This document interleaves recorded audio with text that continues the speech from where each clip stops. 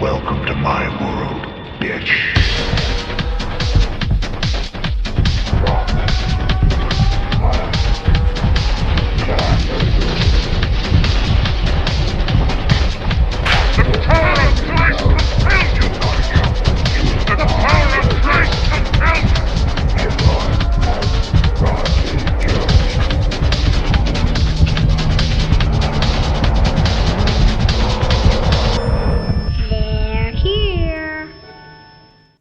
Happy Halloween, listeners, and welcome to the 171st episode of the Supernatural Occurrence Studies Podcast. So spookily paranormal. My name is Jason Knight, host of the show, and with me, as always, is... Oscar Spectre. Producer extraordinaire and podcast co-host. Oscar, the cinnamony crispness is in the air. It is Halloween time. I mean, it's October 1st. It is October. For me, it starts like September 25th. Oh, yeah, no, it's been starting. I've already been watching horror movies. Yeah. Not that I need an excuse, but I've been watching more. Yeah, no, you never need an excuse for horror, but you can just add more horror. Right. 'Tis the season. We're kind of getting ready here, starting to break out all the Halloween decorations and ordering more. We're going to be making some custom decorations. When do you usually put up decorations? We're probably going to start this weekend. I want to get my big 12-foot skeleton up this weekend. Nice. Yeah. And Nico's excited for it to help me put that thing up. So, yeah, love it. Loved it. Yeah, I asked him what he wants to be this year, and he had no idea. He's making something in the garage. Like, what? His own kind of Halloween he didn't outfit. Tell me that. Yeah. Little punk. I don't know what it's going to turn out to be, right. But it all started from he found like a folded up wire hanger in our shed, and he just kind of looked at it, and suddenly now it's this whole mask kind of thing with a working jaw. What? Like these big ear kind of things coming out of it, and he's made like claw hands all out of like cardboard, you know? It's pretty cool. Maybe put him down for engineering or school. Yeah, it's or pretty something. interesting. Yeah. I'll show you when you go to leave. I'll show you in the garage. All right, cool. But I'm trying to make a fence, like a cemetery fence, like a real one this year. And so yeah, we're excited. And Halloween's on a Friday this year. It's a big deal, man. That is a big deal. It's gonna be fun. Hopefully, it's not too debilitatingly cold. Oh fuck. That's the only thing. Otherwise, it's perfect time. Like a Friday, Yeah. So obviously, we're gonna have a big party here. Yes. You're invited, of course. You said you have a costume. Don't tell me what it is. I'm not going to tell you. I'm just going to show you. I know quite a few people who are coming are going to be dressing up, so that means my fat ass has to find a costume. I was going to say you have to this year. I have to do something. Yes. Yeah. What are you thinking? A jelly bean? I have no idea. A jelly bean? Yeah. I think that's what you're supposed to do. No, stop. Stop. I don't know. What's your favorite jelly bean flavor? Well, it's got to be like Jelly Belly. And like the popcorn flavor ones, or the bubblegum flavored right, ones. You love popcorn. I would say bubblegum is probably up there for me. Yeah, I get that. So now we got to order all our full size candy bars. Have you? So I know you're not like directly in my area, but for some reason, and I thought it was just me on this, Jay. So I take walks almost every night to get physically better. It's an excuse to just do something else. Yeah. And also I unplug too. Like I'm almost trying to do that. Trying to not be at my phone or listening to something all the time. Yep. So anyway, I would take a walk, usually at least a mile up to 2 or 3 miles. I walk around. And I've been noticing more spiders. Oh. Just the name, I got goosebumps. Like this past month, September, has been spidery. Oh. I noticed, for example, I would walk by, there's like a few blocks away from my house. I would walk by, it's at night, of course, it's like midnight, 1 a.m. And I saw there's a bunch of trees everywhere. And there was a tree there with a branch sticking out with the leaves sticking out. And there was this noticeable web a spider was so industrious, it attached itself from the tree to a parked car. Holy shit. And the spider was like this big. So in the middle, just chilling. It already finished. The size was about 3 inches, what you showed right there. I don't know. That's about 3 inches. Is that 3 inches? That's about 3 inches. Okay, sure. Whatever. It was a big one. And it was chilling there. Holy shit. So, time to sell the car. Yeah, well, I don't know what the owner did or anything, but like next day or a few days later, when I walked by that same area, obviously I didn't notice. I wasn't making. I didn't know what kind of car it was, but I didn't see that same. So the car must have moved, and the spider web got destroyed, right? Right. But I saw that same. I assume it's the same spider industriously building a new one underneath the branch on the crook of the tree where the leaves start. I'm like, okay, that's better. But like. I'm like, so that's not the only time. I've seen tons of other I kept feeling webs on my face all the time. Like as I walk by, I kept double checking. At one point, I had the sidewalk blocked off from a giant web, a different area entirely, different spider. I had to walk around. I had to go into the street, walk around to bypass it because I'm not going to touch that. And this wasn't a Halloween decoration? No. This is honest to God? No, it's a spider. They're all spiders. And I noticed one in my car like 2 weeks ago. It must have been like a baby one because I saw a little web in my car. I'm like, oh no. Where are you? I'm like, where are you, little one? No, because you like spiders. I do like spiders. I was fine with it. So I haven't seen him yet. But my point is that they're everywhere. I thought it was just me. But on TikTok, I saw a few people complain about it in Chicago. That like, hey, is there more spiders out there right now? Because I'm fucking seeing them a lot that night. And I'm like, maybe it's like a phenomenon. What's going on? So I tried looking it up, but I couldn't find anything concrete on it. Like any scientific, any study or anything. But apparently people are noticing it. It's not just me. And there's slightly more amount of spiders than we're used to, I guess. Wow. That's, glad I'm not around you. That's horrifying. Yeah. That's I mean, I'm seeing them around in my house here and there, occasionally. I let them go because they eat the flies and shit. Yeah. So I'm good with that. But like otherwise, yeah, this lately has been more. And there was one on my front porch that was chilling out for a long time. It was like, it's hard to explain, but it's like a little patio leading to the stairs down to the outside.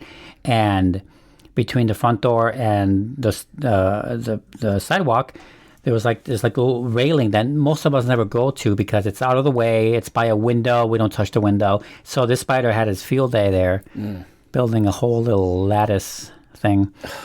But it's gone now. Maybe my uncle or somebody took it down. But it was chilling there. I was like, that was the first notice I saw of a spider, and then they're everywhere now. So, well, that's quite Halloweeny. Right. It's a Halloweeny story there. So. Oh, I thought so.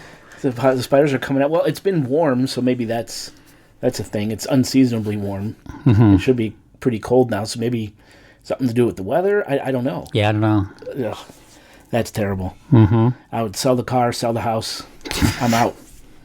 I hate spiders. I know you do. You know that. Yes. So yeah, what else? Halloween. What do you remember from Halloween? Like growing up, what was it like for you? I mean,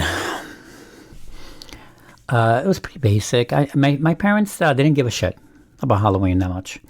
I've also known them. I mean, I've known them for my whole life, of course, but they've had different stages. Let's just say of giving a fuck about Halloween. Like my early years, like childhood, from toddler to childhoodish. They didn't care, but they had fun with it. So like, if there was events, I was a kid, sure, I would go. I would dress up maybe here and there. I would definitely trick or treat. That's when we lived on Austin and Nagel, I want to say.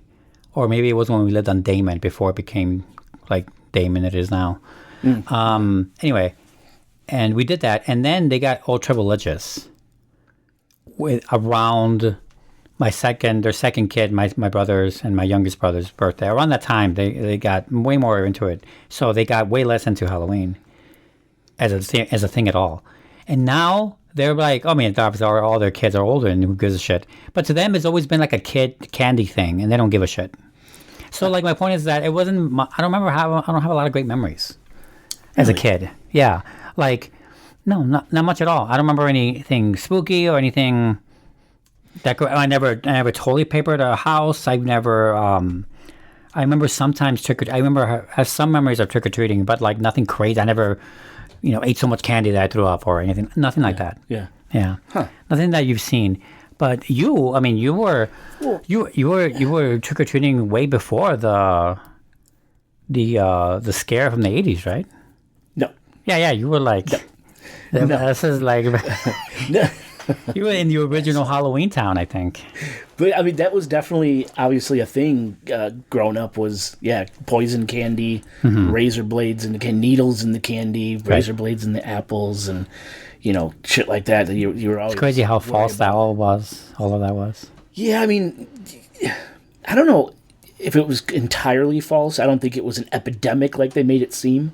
But I think there were definitely needles and razor blades found in kids' candy for sure. No, it's because I read a thing about this, not like a book, but like I think like some articles or something about it.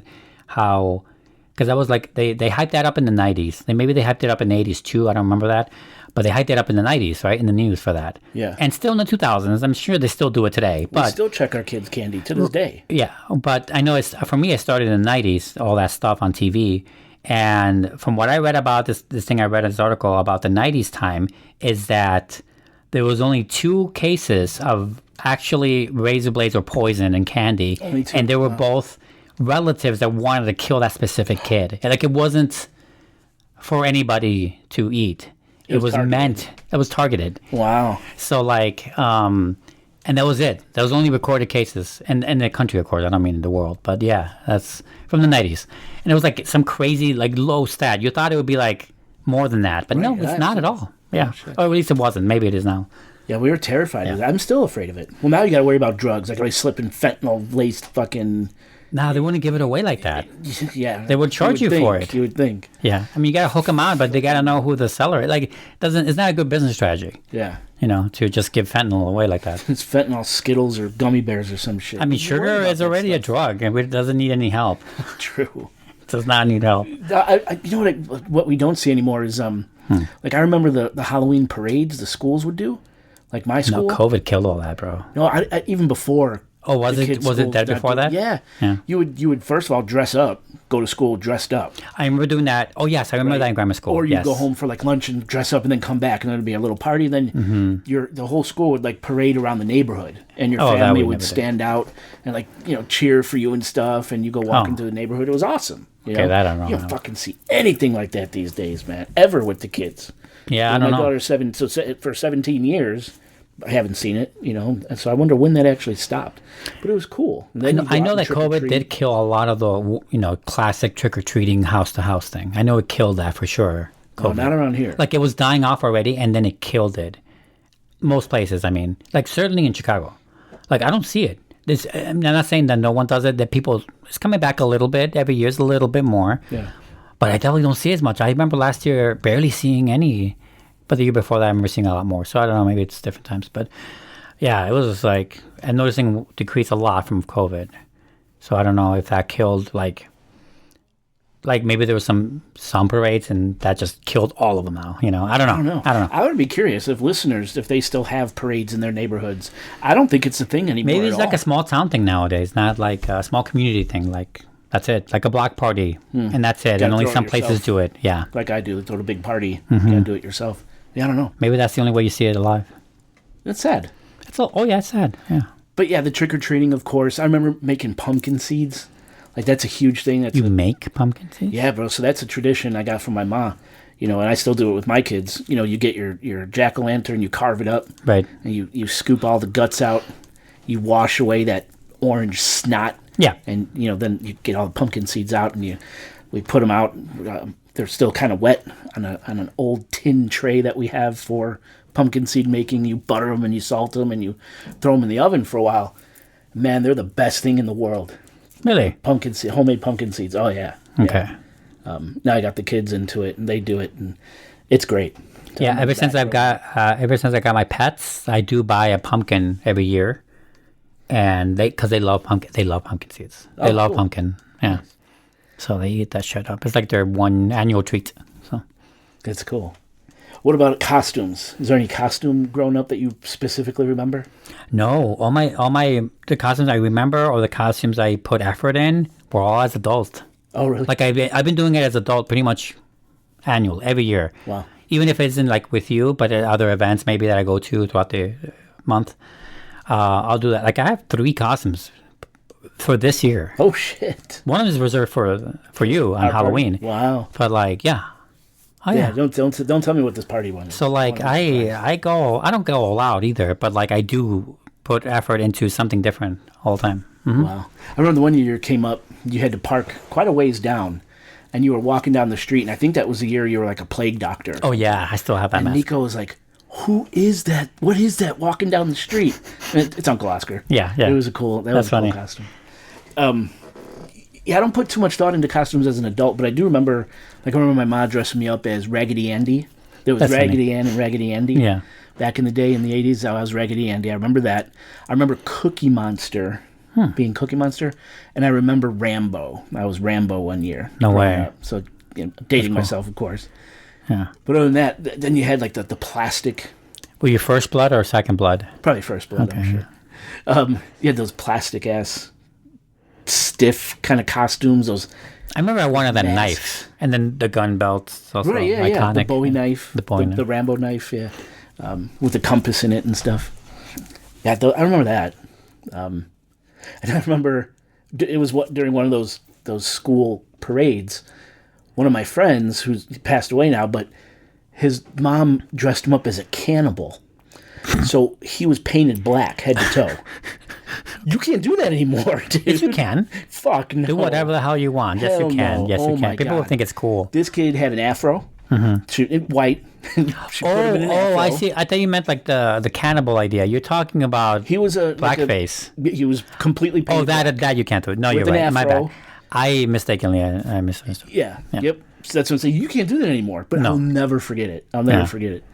It was kind of funny. I think the last time society allowed that to happen was Robert Downey Jr. in that one movie that I haven't seen yet. Oh, Tropic Thunder. Tropic Thunder. Yeah. And then getting older, like that's kind of what I remember. And then, of course, trick or treating and things. But then when you get older, that's when we became devious. That's when we would start stocking up on eggs, like 2 months before Halloween, so they would be rotten. Where you'd buy as much shaving cream as you could, Okay. and we'd melt. You would stick a needle into the nozzle of your shaving cream, and you would melt the nozzle around the needle. Then once it cools, you'd pull the needle out. So you have this little pinpoint hole for your shaving cream, and it would shoot like 20 yards. So then it was fucking war, dude. Then you had even older kids in the neighborhood who would attack us younger kids with Nair. So it would like eat your hair from your head and shit. Oh yeah, then it turned. If that happened to me, I would kill you all. Well, because your hair is like 6 feet long. Yeah. Antonio Banderas from Dusk Till Dawn is what you look like. Antonio Banderas wasn't in From Dusk Till Dawn. You're thinking of the vampire movie. He was not in Dusk Till Dawn. What am I thinking of? Interview with the Vampire. Literally Interview with the Vampire. Yeah. And with that. I mean, it's a vampire movie from the 90s, so you're not that far off. You're fine. I'm not mad about it. But hopefully, as long as you're not mistaking Antonio Banderas with like Cheech Marin, who's the only other Hispanic. Titty Twister. No. That's not true. He's not the only Hispanic, but mainly the other Hispanic. That's funny. No, I was thinking of dressing up like him. I could because I have the hair. It's done. It's done. I don't have to. All I do is have really nice clothing, though. I need that badass red cape. Yeah. If I could just get that badass red cape, I'm almost home. Almost home. Let's work on that. I should work on that. Yeah. I don't have that this year, but maybe next year. That'd be nice. So yeah, I guess we got to get on with the episode. But oh yeah, that's right. Halloween, I love it. Yes. It's in the air. We hope you like this episode. Oscar's driving today. I am driving. Oscar's driving. I just got my license renewed. The DUI. Insurance up to date. They couldn't stop me for too long on that DUI. The judge was drunk himself on stand, so I was able to get away. Right. So I'm driving this time. Mm-hmm. Well, speaking of drinking, we have 111 proof Blue Run. Ploof. 111 proof Blue Run high rye whiskey. All right. That's what we're going to be drinking. Yeah, this more evening. rye. Yeah. As I get to sit back and just broke the. Good. That's what you get for picking a rye. There it is. So I can sit back and sip while you tell this story and you take us on a Halloween adventure. Yes. There we go. Here we go. Cheers, my friend. Tink. Happy Halloween season. Yes. Let's take a break, shall we? Let's do it.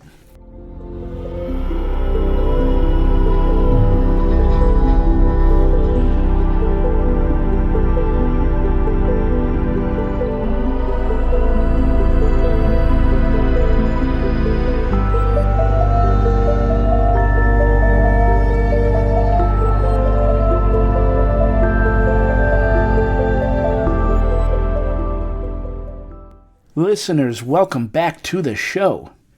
Well, the lights are turned down low, the ceremonial candle is lit, and the cinnamony crispness is in the air. You've said it again. Let's start this show. Oscar, what do you have for us this lovely... Oh my God, I am driving the bus today. It's the hearse, man, the hearse. Oh, right. You're driving the hearse. Right. They're bringing, sorry, it's reminded me, I don't know why it reminded me, but they're re-releasing a Trick or Treat in theaters this month. Trick or Treat Sam? Yeah. Love it. The Bag Boy. Love it. I think that movie came back strong in people because I saw some costumes for sale in stores. Oh, really?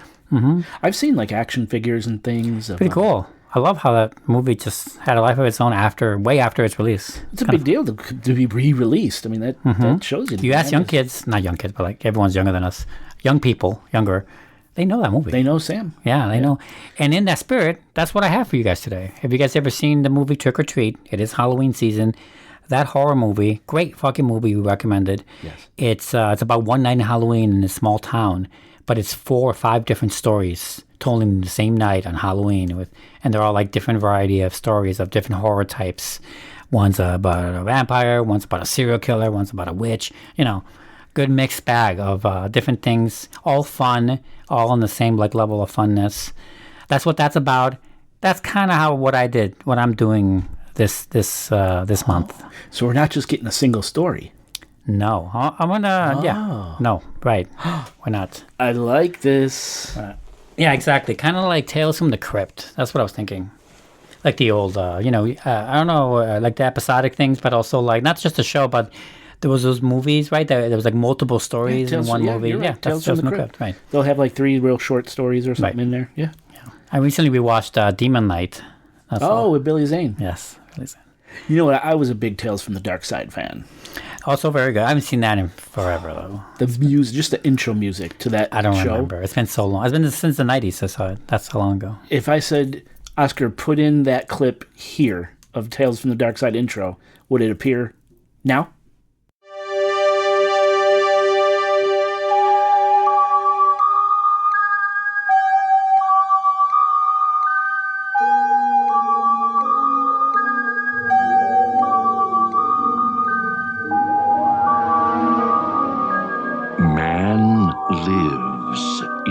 Sunlit world of what he believes to be reality. But there is, unseen by most, an underworld, a place that is just as real, but not as brightly lit. A dark side.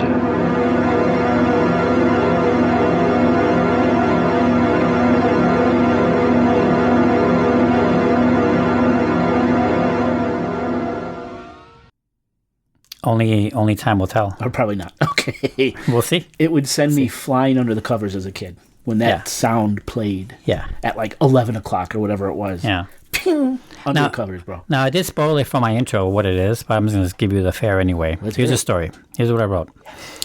All right, so this week I have something a little stranger than the usual thing we do here. I like to explain my thinking about how I approach today's show in the hopes it'll prepare you, listener, as well as you, Jay, about where I'm coming from. That's me. Now, in drips and drabs lately, I've been writing about a Japanese serial killer, but have had little luck in finding a good way to tell it. So I had to issue that, right? Knowing this is an October show, I did manage to put undue pressure on myself to come up with something unique and hopefully as good.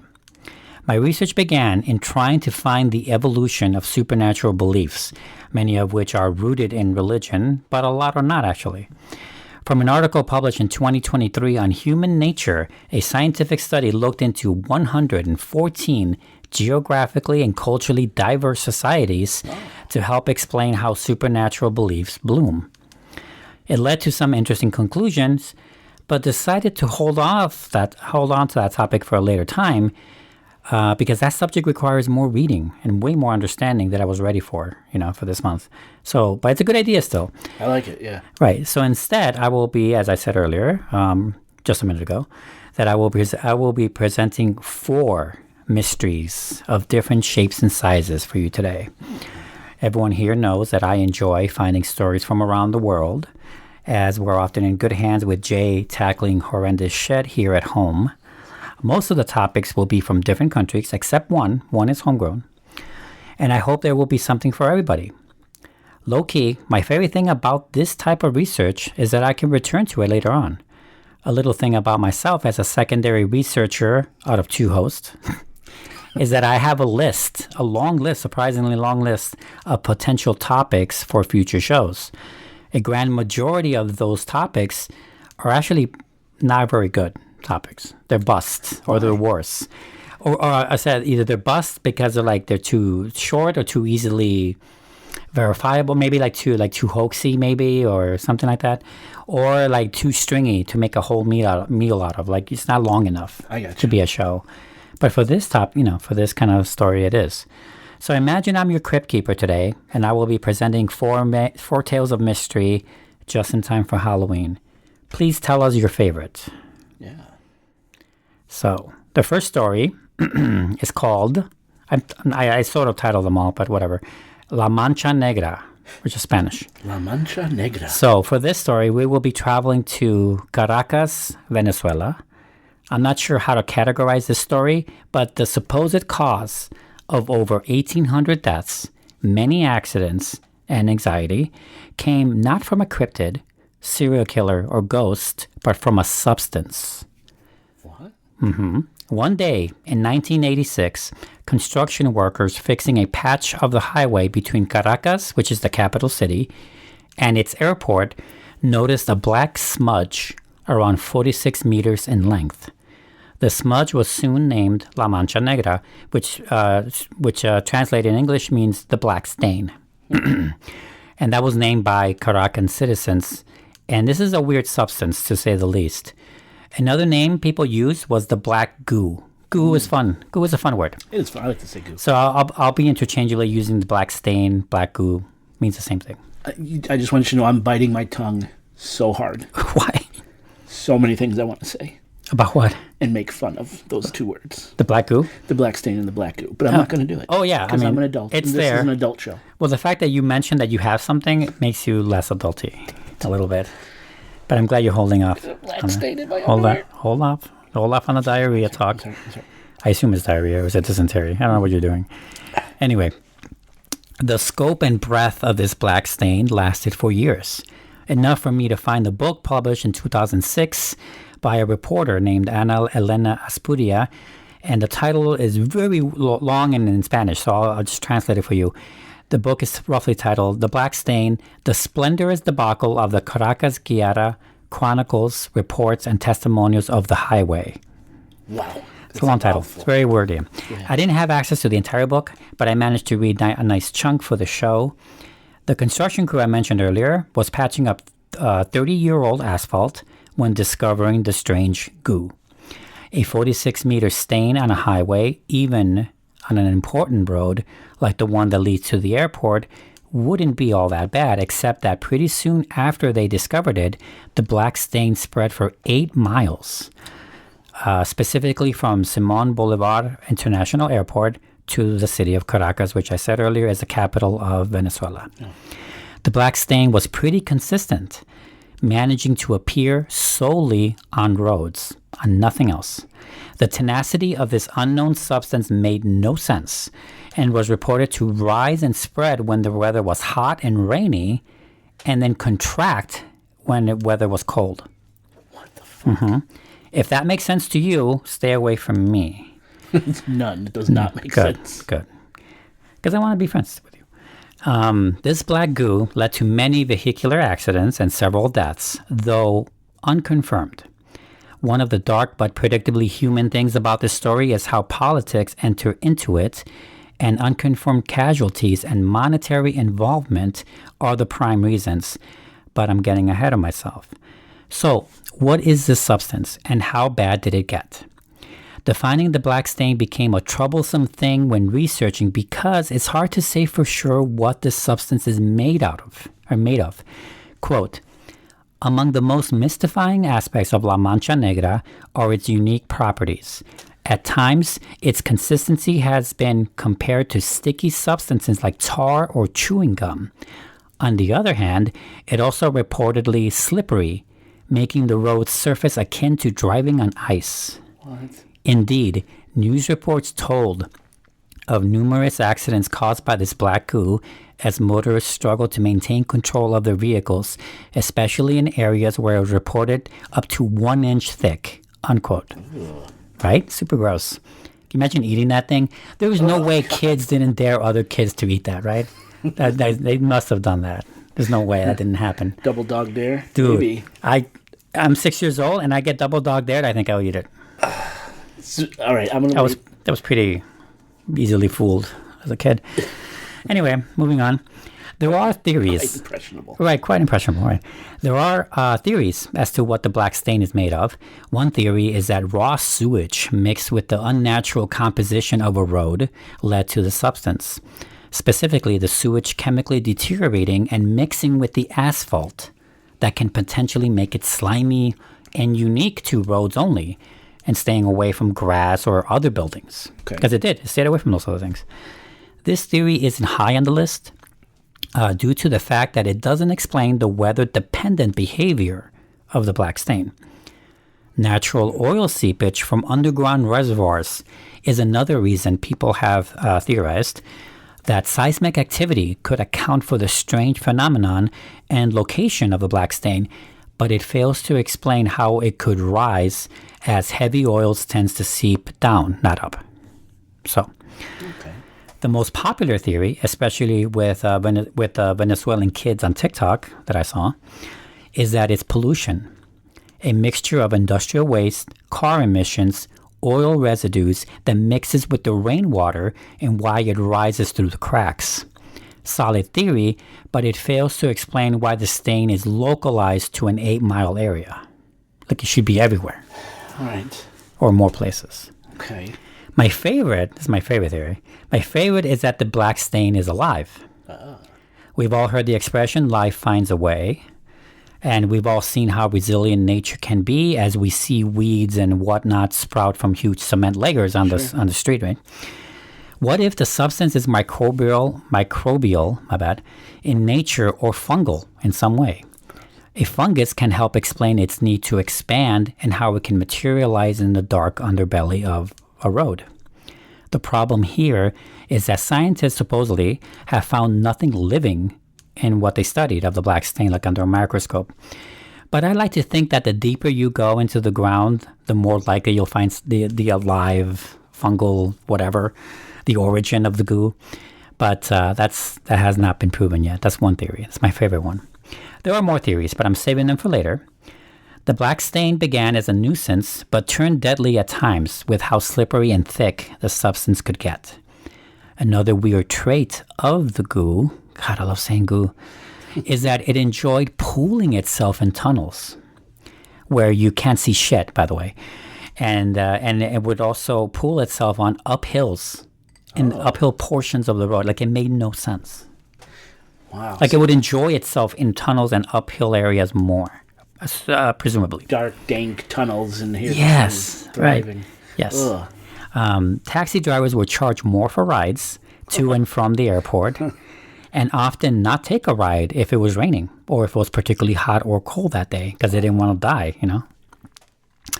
Since roadside maintenance and innovations is rarely a priority for any country, it certainly wasn't for Venezuela, which means everything took longer and therefore more money before the government took the black stain seriously. And here is where politics enter the story. That book I mentioned earlier with the long title clued me into the thinking of the people living in Venezuela in the 80s and 90s. They really didn't trust the government to either listen to them or fix the problem. The nuisance of the black stain was just that, for the most part, and while they blamed their Ministry of Transportation and Communications for being lazy, they also blamed the presidencies. One of the theories I haven't said is that people believed it was a political hoax to unseat President Jaime Lucinchi, who was in office from 1984 to 1989. Carlos Andres Perez took office in 1989 and saw major riots, a deep economic crisis, and 2 coup attempts before he was finally impeached for corruption in 1993. Specifically, Perez had misappropriated 250 million bolivares for his own interest. While his predecessor could be blamed for being lazy, it was Perez that was blamed in a conspiratorial way of causing the black stain to begin with. I mean, he certainly used it in public a few times in office, like as a scapegoat to maybe spend money to siphon off money for himself. Oh, I'm going to solve this problem with the black goo. Right. I'm going to spend, right. Doesn't matter how much it costs because I'm not going to pay for it. Right. Kind of thing. His presidency is the reason why much of the data surrounding the black stain is unconfirmed. In 1991, it was reported that the black stain caused over 1,800 deaths and countless car accidents since 1986, when it began. If you think on it logically, it makes no sense for the people living in and around Caracas to have such a high death toll. People saw the black stain, La Mancha Negra, as a bothersome aspect of their lives. There were signs on the road leading to the Simón Bolívar International Airport to watch out for the black stain, and people knew to avoid, and they took care of it. The likelihood of 1,800 deaths is very low, in my opinion, or maybe people were just that fucking stupid, but I don't think so. It was publicly stated by the Perez administration that millions of bolívares was spent in trying to ascertain the chemical properties of the black stain, as well as contracting businesses to help get rid of it. Spending the money is true, but where that money was siphoned onto is another thing altogether, and hindsight is 20/20, especially when dealing with corrupt leaders. So it's probably an exaggerated number. It probably isn't nowhere near that many kills. So, but everyone was aware of the black stain. People just got used to it. This is a part of our life now. It is. Yeah.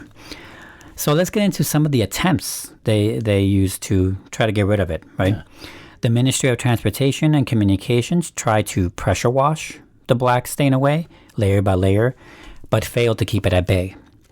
Detergent scrubbing and resurfacing pavement sectionally with asphalt also proved to be futile. So they would lay asphalt on top of it, and boom, it would come through again. Yeah.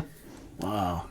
What ended up kind of working is the use of pulverized limestone, which was hoped to be absorbed by the black stain and improve traction on the road at the same time. This solved the issue, but at a cost. The limestone created a visual impairment for drivers, and it made the air hard to breathe because it's dusty. Oh, got it. Yeah. Pulverized limestone, it goes up, like sand, I guess, or, whatever. Yeah. Where was I? Fuck. Thank you. Yeah. Regardless, once the dust settled, the goo was gone until it resurfaced in 1996. Oh, shit. From here on out, the name of the game became cleanup, if not containment. Other countries were consulted. This is after Perez was impeached, by the way. Other countries were consulted, and special cleaning equipment from Germany proved to solve the issue. I tried and couldn't find what equipment was used, but I guess it was specialized maybe. The black stain returned in 2001, and all manner of conspiracy theories along with it. This is where the black stain became kind of famous, because the internet was around too, and I think it started circling the wagons in our neck of the woods, in our supernatural talks and stuff. This is when it started coming out more. It's clear that this is an ongoing dilemma for Venezuela, but a manageable one. They treat it. They just treat it like it's like cancer in remission. Or something. No, good analogy. But even that's too even that's too extreme, really, of an example. But it's something like that. People no longer believe that Perez is the reason the black stain exists, but that he only used it when he saw fit. Others believe that, like crop circles in the U.S. and Britain, it is a perpetual hoax that changes hands from generation to generation as political fervor rise and fall. That's like one of their theories too. Here's the most logical reason for the black stain. Not sure if you're aware, but Venezuela has the largest natural crude oil deposits in the world. Specifically, they have a territory called the Orinoco Belt, like Orinoco Flow. which has the grand majority of said oil, and it neatly lies underneath the area that the black stain originates from. Oh, well, there you go. Combine that fact with the high probability that the Caracas-Guiara highway was simply made poorly a long time ago, probably too many aggregates in the asphalt, and older, cheap oil-using cars, and you've got a specific stain that makes up La Mancha Negra. Remember, gas is cheap there, and overall has been cheap in Venezuela because they don't need to import it. But it does logically suggest a heavier use of vehicles and older models that rely on less environmental friendly substances to run them. And that may explain why it's so heavily polluted there in that way and creating the black stain. What do you think? That's so if it's just naturally occurring crude oil that they know exists already, how are they not able to chemically decipher that? Right? Like, so it's not, nothing's been confirmed about it. Like, if they know the answer by now, they just haven't said it. I haven't found any official reporting on it yet. wow. So either that or they don't care to tell people. And maybe they know, but it's just too much oil. I mean, obviously they need it for their country. So they just they just deal with it. It just reminds me of the Blob or something. You know, that's pretty cool. Right. And we're saying 1,800 deaths probably. The fact that it's black too, I feel like lends a lot to the oil thing too. Sure, yeah, yeah. But that, it took forever for someone to give a shit. First give a shit. Till the mid-90s before they really actually sent people down there to clean it, like for real. Huh. Like, That's wild. Yeah. It's okay. Yeah, it's a real thing though. Interesting. And it's had books written on it, so obviously, I mean, people are interested in this. Yeah, you have to kind of go through the shitty articles that are just hypothesizing, saying that it's alien shit. A lot of people are talking about aliens in this one. Like that the black goo is alien in nature, or it's rising up from the ground or something. It's not, obviously. I don't think so anyway. But that's when you get real crazy, right? But, yeah. Okay. Yeah. Interesting. It's a real thing. Venezuela black stain. Yeah, I went Venezuelan black stain. I went on their TikTok because I have a VPN, so I just changed it to Venezuela, and I went on their TikTok and I saw some of their stories. What were they saying? Oh, basically, what I'm saying is like a lot of people think it's like corruption based on government. Like they really don't like that administration at all. None of them do. Okay. So we were saying that, or they're like, oh yeah, my dad would talk to me about this story about the whole black stain thing. Whatever. It was like that. It kind of reminds me loosely of this whole viral thing that's going on right now. TikTok, Instagram, YouTube, of that kid. I want to say it was like Colombia. I could be wrong. South America, with the meteorite that crashed in his yard or somewhere near his home. You haven't seen this? No. Dude, it's everywhere. Meteorite, long and short, he's chronicling this whole thing that he's experiencing. Meteorite crashes somewhere down in South America. I want to say it's Colombia. He retrieves the meteorite. Suddenly the meteorite starts sprouting this organism. Oh. And this organism is growing, and people actually believe it. Like, they're saying it's 100% real, right? Like Annihilation. Yeah, or like venom, right? Like they just it looks like venom. It moves, it grows, it mutates. It's wild. It's black, right? It's the goo. It's like a black goo kind of fungus sort of thing. Yeah, that's very venomy. Yeah. Right. Yeah. And now he finally let it loose, and now it's swimming in some water somewhere, and you see this thing, and it moves. It like snaps and pops. It's the weirdest thing. Okay. And it's spiky, spiny, stringy, very wild, very weird. But people swear it's real, that this is an outer space organism. No, I'd have to see it for myself on that one. Yeah. Dude, just Google it. You'll find it instantly. It's everywhere right now. I don't know how I could believe that in this day and age. That's what... Like you would think, like, maybe not NASA, but some other, alphabet agency would kick down that door and steal this thing if it was real. But maybe not. Who knows? But that's kind of what it... Yeah, loosely reminded me of some. I get it. Extraterrestrial. Yeah, this thing never gave any indication it's alive, though. It would just seep out.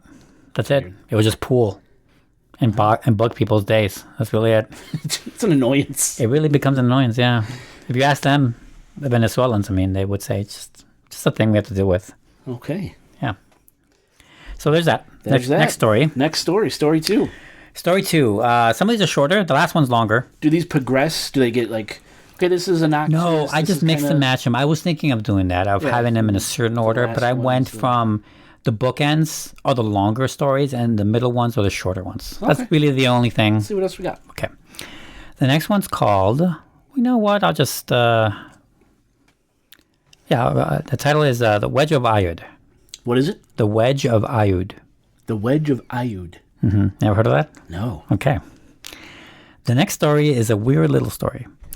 This isn't about a disappearance or phenomenon, but a mysterious object. Have you ever heard of an out-of-place artifact, or UPA for short? I have. Okay. Yes. That's what I'm talking about. I'm talking about one of those. Okay. I like these. These are fun. Okay, so I'm glad you heard it. I figured you would, but you never know. Yeah, it's like, and for listeners who listeners who don't know, please. They'll find like a machined bolt, right? Something that's been machined into a bolt, right? That we use every single day, embedded in rock. That's older than the 20,000 years older than the industrial age that it came from, right? Yeah, supposedly, exactly. right? Yeah, exactly. That's exactly like right. That. Or something that looks like an Adidas shoe I saw one time that's embedded in this ancient sediment. You know what I mean? Right. How the fuck? Like a tomb of some king has Nike Air Jordans or something like that. Right, exactly. It's like that, yeah. Things out of place. Yeah. Well, here's the wiki definition that I like to use. An UPA is an artifact of historical, archaeological, or paleontological interest to someone that is claimed to have found in an unusual context, which someone claims to challenge conventional historical chronology by its presence in that context. Basically, what Jay said, things that shouldn't exist when they're discovered. Say if you were to discover an underground cave system that has been naturally sealed for hundreds or thousands of years, and then you find an American penny in there. This didn't happen. It's just an example. But it's easy to jump to time travel or some other crazy supernatural cause when it probably means that the cave system must have been disturbed at some point that you haven't found. Most likely, right? It's gonna drive me nuts now. The simplest solution is usually the right one. Yeah. What was that? Some Occam's razor. Occam's razor. I was trying to think of that. Okay. Yep. It's like Occam's razor. Anyway, so my first thought for this section is to highlight 3 different objects of varying degrees of believability, throwing a hoax perhaps, but decided to focus on only one. UPAs may be a future story, like a future show all by themselves. That's a good idea, actually. Right? I like that. There are a lot of them. There are a lot. The object in question is called the Wedge of Ayud. I think I'm pronouncing that right. I really hope I am. Ayud is the name of a city located in Alba County in Transylvania's region in the country of Romania. Oh. Romania. In 1974, a construction crew excavating a site near the Meuse River discovered 2 mastodon bones dating back to at least 11,000 years old, as well as the Wedge of Ayud, under 35 feet of sand. The wedge is a piece of metal found within the bones. The reason people got excited over this metal is that it was aluminum. This aluminum alloy wedge weighed about 5 pounds and was heavily rusted. Because oxidized aluminum didn't exist until the 1820s, and this wedge was found within remains of the mastodon bones, people believe that either aliens or a time traveler left it behind. Right. Mm-hmm. The metallurgic test on the wedge demonstrating the following elemental results: 89% aluminum, 6.2% copper, 2.84% silicon, 1.81% zinc, 0.41 lead, 0.33 tin, a little bit of zirconium, and traces of cadmium, nickel, cobalt, and bismuth. None of these elements are foreign to Earth. It's all natural here, okay? So none of them are alien. That's my point. Quote, according to postings, the wedge was donated to the Museum of the History of Transylvania. The story was later broken in 1995. RUFOR, a Romanian UFO magazine, published a piece after Florian Georgida rediscovered the wedge. It was tested at the Archaeological Institute of Cluj-Napoca. I'm butchering these names. And the Swiss lab.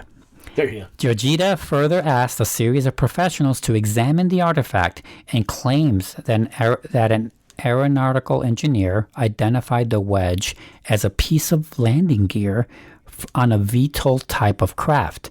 VTOL stands for vertical takeoff and landing. Oh. Unquote. This last part is where people took the alien theory hard. Yeah. Right? What is strange about Florian Georgita is how did he stumble across the Wedge of Ayud? Like, did he one day decide to invade the Museum of the History of Transylvania in the hopes of finding something cool? Or did someone tell him about the artifact 20 years later after they discovered it? From what little I could find, the artifact was stored in a closet somewhere until Florian found it. It wasn't displayed.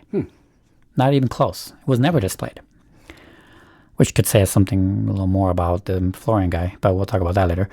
Furthermore, none of my research helped explain why people simply sat on this for so long. It's possible that popularity for the mastodon bones and the Wedge of Ayud was minimized so that the construction crew working the area could continue working without interruption or massive red tape, like bureaucratic red tape. Yeah. But I have no definitive answer as to why they sat on it for 20 years. Here's where I'm going to burst your bubble, though. The Wedge of Ayud, to me, sits in the middle tier of an UPA, which stands for out of place artifact. Believable enough to run with it, but also with scientific logic to dispel it. Here is the case that the Wedge of Ayud is nothing special to behold. Since heavy machinery was used to excavate the site back in 1974, most people say that the wedge is simply an excavator bucket tooth that broke off at the site and was later mistaken as an artifact. The metal piece has been defined due to its composition as a Series 2000 aluminum alloy, which was common in aerospace, military vehicles, rocket fins, and other heavy machinery, like excavators. Because there is a 20-year gap between discovery and testing, the simple act of finding the same machine could just not be done. There is no way there's no way of confirmation, but logic dictates that the wedge is a misplaced item, not an artifact. Uh-huh. That is me bursting your bubble right now. Yeah, on this one. Especially when you said the bucket tooth. Now I could see it perfectly in my mind. Perfectly. I love this type of French mystery because it closely ties science and the supernatural, like more than usual. All hoaxes aside, and there are plenty of hoaxes out there, it speaks about how we uncover and see history, and you realize that the more advancement we make in science, the less supernatural these objects become, and that's a good thing. UPAs also highlight humanity's ability to be pretty fucking stupid about what and how we find objects. However, what is the supernatural if not something that science has yet advanced enough to understand? Yeah. And that's that story. Yeah, those are fun. The UPAs are fun. I remember seeing one that was a gear, something that was perfect, like a perfect gear that, again, was embedded in some rock that was, thousands of years old. How the fuck, Right. It's the strangest And some other legit mysteries, some other legit you don't know why or how. Yeah. And those are the standouts, right? The cream of the crop. And some are clearly hoaxes, like they're just trying to gen up something. And then this one's like an accident, a real accident, but like a provable accident. Right. Yeah. I didn't know what you were talking about today, so I don't have any information on it, specific information, but there's like the Greek computer or something like that. Oh, I heard about this. It had like a long name with a T. Yeah, they pulled it up from like underwater. Yes. And was that real? Yeah, it's real. I read about this. It's like real? A computer from, again, a long time ago. Thousands of years ago. A long time ago, yeah, like ancient Greece times. The time of like Rome and all that shit, it's crazy. When Greece had a name for themselves. Right, yeah, exactly. So stuff like that, just bizarre, just really bizarre stuff. I should find that name because I remember that was one of my lists a long time ago. I lost that one. I forgot about that machine. Yeah, and that's a good story. They like restored this thing. Yeah, it looks like it's brass or something. Yeah, something crazy. It's this beautiful machine. Yeah, that should not exist. Right. That's a great episode topic. Actually, we should do that. Maybe that's what I'll do. I'll start working on that one. Yeah, that could be fun. But yeah, good. I like that. UPAs. I like to say that one. Goo and UPAs. I think that's why I put that next. This next one doesn't have a cool, fun name, though. You ready for the next one? Absolutely. Third story? Do you want more whiskey? No, I'm good. Stop offering me rye. Anyway, next story I'm calling The Red Rains of Kerala. Have you heard of this one? The Red Rains, the Rains of Castamere? You see what I did there? No, you said the wrong thing. Yeah, I saw that. Games of Thrones. No, I know. What was it called again? Red Rains of Kerala. Kerala, if you want to be white about it. Kerala. I have not heard of this. All right, so this next story is weather-based and kind of a freak of nature. On occasion, blood-colored rain would fall onto the people living in the state of Kerala, which is on the Malabar coast of India. The documented times that red rain, blood red rain, befell Kerala goes back as early as 1896, July of 1957, September of 2001, which is funny, and June of 2012. Other areas of India has had the same phenomenon in December of 2012, but Kerala is the main focus here. When it rained in 1957, it led to several superstitions and cries that people of all shapes and sizes, including cults, had. A few movies as well. They made movies about this. I should note that red wasn't the only reported color people saw. Yellow, green, and black brought just as much confusion than the biblical red. But red is the main color of rain. So imagine you walk outside your house. Bro, yes. You see red or fucking black. You walk into your car, nice white shirt, and all of a sudden... That's like a corporate nightmare I would have, right? Like staining my shirt before a presentation. Or that, yeah. Right. Black rain on your white-collared, fresh. Well, I think just blood rain. Like, what the hell is being murdered above me? Did a plane crash and all the bodies are falling? You know, I don't know what. That is... Yeah. I could see how people would think this is the end. Cults would kick into high gear. This is the end, man. Yes. That's some weird shit. 100%. And the fact that it's localized to this part of India is pretty weird. I mean, it's a state. It's not like a city, but still. Okay. You know. But so, now when the rain came in 2001, the Indian government came and brought scientists to study the fucker and, you know, try to explain the red menace. You like that? You were drinking something when I said that. It burns, dude. Good. It's whiskey in my nose. So you fucking get. Oh, God. What did I do? I don't know. Get. Oh, God. Okay, that's funny. No, you're fine.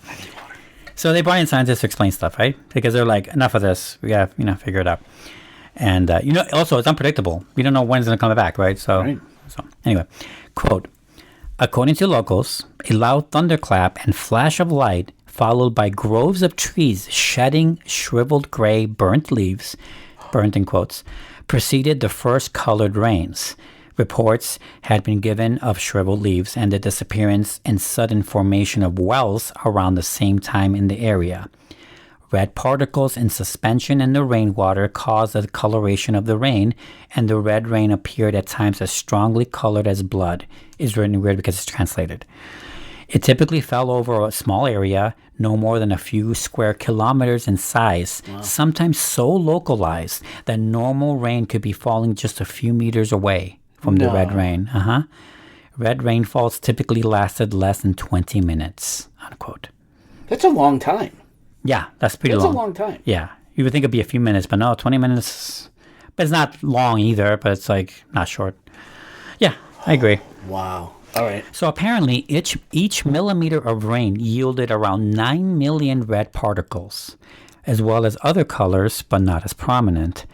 The Center for Earth Science Studies in Kerala studied the pH levels and found it at a 7, which is neutral, but large amounts of copper, chromium, titanium, manganese, and nickel were present as well. This led to the first real theory about the red rain, that exploding meteors, either causing or as a result, blend in with the rainfall, like as it crashes to our atmosphere, creating the devilish effect. As cool as that sounds, this theory was soon dismissed when additional rainfall did not corroborate meteoric activity in the atmosphere. So, not quite there yet. Rainfall of this nature is weird and rare, but not that surprising, actually. A milky white rainfall hit Idaho in 2015. Chunks of meat rained on Kentucky in 1876. Meat. Yes, meat. And a school of fish rained on the UK in 2000, in the year 2000. are just some of the examples. So this does happen. It's weird, but it happens. This kind of thinking led to the next theory. Scientists thought that maybe the dust from Arabian deserts was the culprit, as it happened once in 1903 in England from the Sahara Desert. Like, that's all, I mean, that's, the winds are crazy. It can blow something from that far away onto England, you know. Dust was discovered in the red rainfall, but not nearly enough to justify the theory, and it couldn't account as to why the phenomena stayed local when it should have spread further. True. So it didn't account for it, but that's one of their theories they worked on. There are other theories that I won't get into because some of them are really fucking stupid here, but I'll give you what I think is the strongest and happens to match India's official report. I was trying to avoid using scientific terminologies, but here it goes. Quote, then in November of 2001, commissioned by the government of India's Department of Science and Technology, the CESS, and TVGRI, released a report which concluded that algal spores colored Kerala's rains, successfully grown in medium into lichen. How do you spell it? Lichen? Lichen. Lichen? Is it lichen? Yeah, I think so. Okay, I'll say lichen then. Successfully grown in medium into lichen-associated algae of the genus Trentifolia. Oh, Lord. Trentifolia, my bad. Although red or orange, Trentifolia constitutes a chlorophyte green algae, which can grow abundantly on tree bark or damp soil and rocks, also constituting the photosynthetic symbiont on many lichens, including some of those abundant on trees in the Chanangacheri area. That's an Indian area, sorry. The report suggested that heavy rains in Kerala in the weeks preceding the red rains could have caused the widespread growth of lichens, which had given rise to a large quantity of spores in the atmosphere. It found no definite mechanism for the apparent extraordinary dispersal of the suspect spores, nor for the uptake of the suspect spores into clouds, unquote. So unverifiable, but that's what they think is happening, is that they're spores. So like weeks before red rain will gather all the previous weather that makes up all this green and strange algae form and, you know, lichens come on trees and rocks, like it says. Like after enough of it builds up, the next rain would like cause all the spores to flutter everywhere, causing the red coloration. Like a lot of combination of things like that. It would have to be shot up into the sky far high. I guess so. To fall down as rain. I don't know how. Yeah, that's why it's hard to confirm it. But that's like. And Wow. It's hard to, yes. And then black, like, or just the different colors. Yeah, so apparently yellow came right after as the rain, like it would follow like the color wheel a little bit. Like it would be red, and the next color would be predictably yellow. You know, and then usually green or black or something after that. But like, so like there is a weird journey of it. But yes, that's roughly the order. Weird. Was there any? Did it mention anything about animals, drinking that rain and getting sick, or people getting hurt? That was never mentioned. I also didn't find anyone saying like, "Oh, this never happened either." Like they tested animals. No, but I figure it would have been in the results if that happened. Yeah. So I didn't see anything. I would guess. So no. That is bizarre. It reminds me of The Last of Us, which is funny because spores, like. Oh right. Think of that, and and it started in India too, I think, or. In the show. Indonesia or something. In the show, yeah. Oh. So, like, the disease started there. So that's doubly fucked up. One last paragraph here. So the theory is not a home run, but it does neatly explain why the red rain is localized to the Kerala region.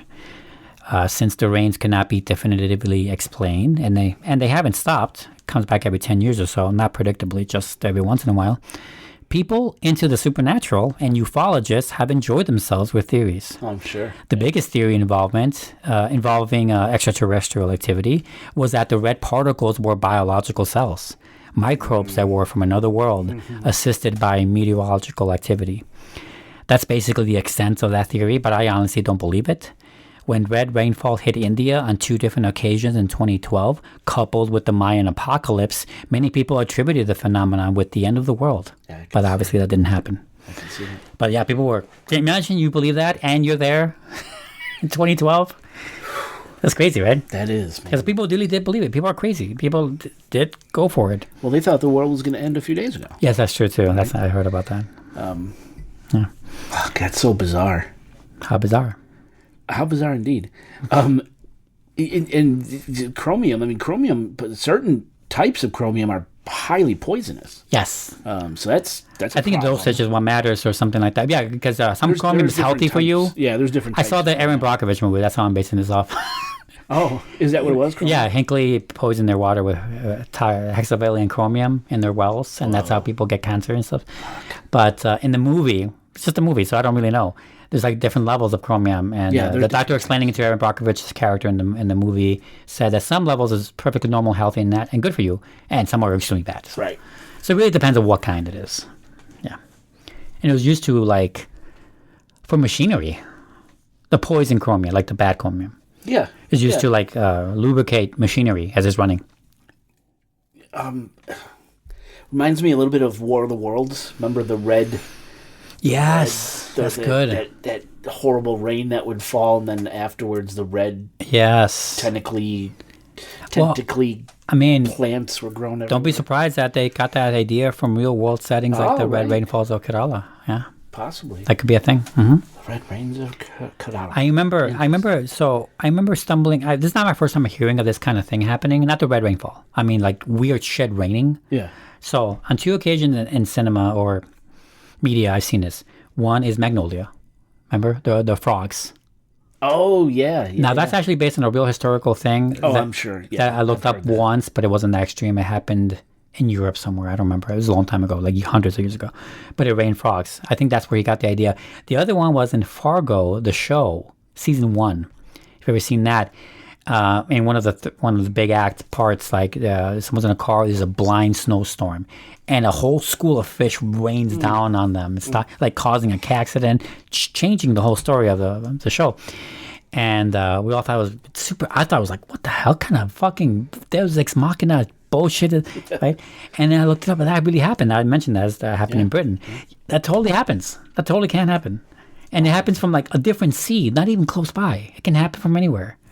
And it's got just hit the right amount of wind and rain, and that's it. Well, yeah, I've been on the water before and have seen water spouts. Yeah. So what's to say those water spouts don't siphon off whatever creatures are floating near the surface? Instead of washing the spider out, it washes it in. Ooh. Ready for the last one? Yeah, I'm ready. All right. Let's have it. This is a different kind of story. This one's called The Sodder Family. The Sodder Family. My last story is a homegrown story, and I'm going to begin by quoting an article published on Christmas Day in 2012. Quote, "For nearly 4 decades, anyone driving down Route 16 near Fayetteville, West Virginia, could see a billboard bearing the grainy images of 5 children, all dark-haired and solemn-eyed. The Sodder siblings' names and ages: 14-year-old Maurice, 12-year-old Martha, 9-year-old Louis, 8-year-old Jenny, and 5-year-old Betty, were stenciled beneath the photos, along with speculation about what happened to them. What was their fate? Kidnapped, murdered, or are they still alive?" Unquote. Have you ever heard of the Sodder family? I have not. You have not. This is surprising. I really thought this is the one that you might know. No, this one I don't. Okay. You said Fayetteville, West Virginia? Yes. No, East Virginia. Okay. No, don't know it. Have you been there? No. Okay. The Sodder family story is one of mystery, confusion, frustration, and tragedy. One of the best things about this story, if such a thing could be allowed, is that there are ample sources to mine information. This story was well told over the years and in several angles.